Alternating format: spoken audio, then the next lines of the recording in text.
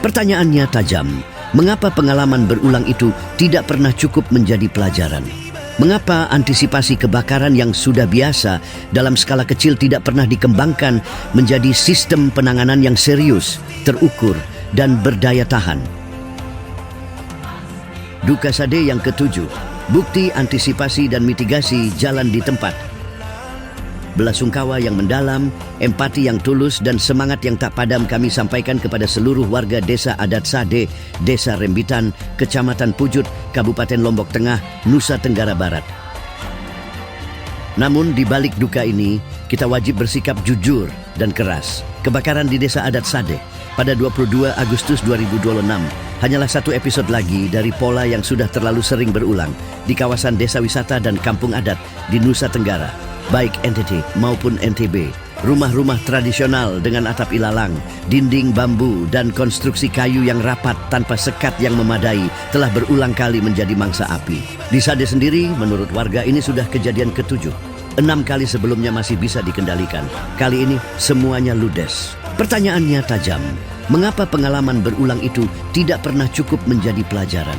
Mengapa antisipasi kebakaran yang sudah biasa dalam skala kecil tidak pernah dikembangkan menjadi sistem penanganan yang serius, terukur, dan berdaya tahan? Material yang mudah terbakar sudah diketahui sejak lama. Jarak antar rumah yang rapat sudah diketahui. Risiko korsleting listrik di bangunan tradisional yang seringkali belum memenuhi standar keamanan sudah diketahui. Namun mitigasi tetap minim.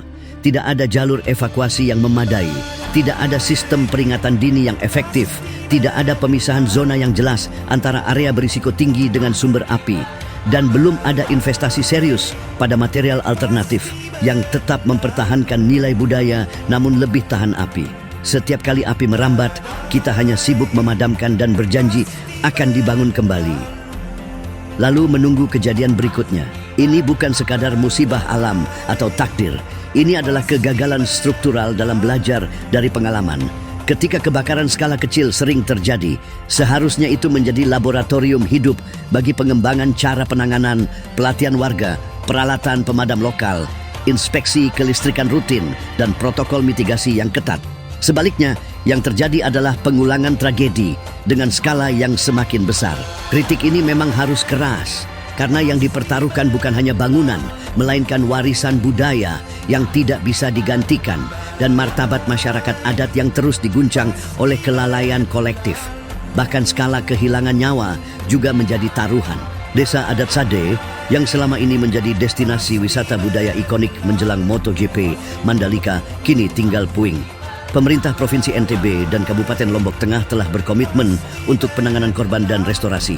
Namun, komitmen itu baru bermakna jika dibarengi dengan perubahan mendasar dalam cara kita mengantisipasi kebakaran di kampung-kampung adat.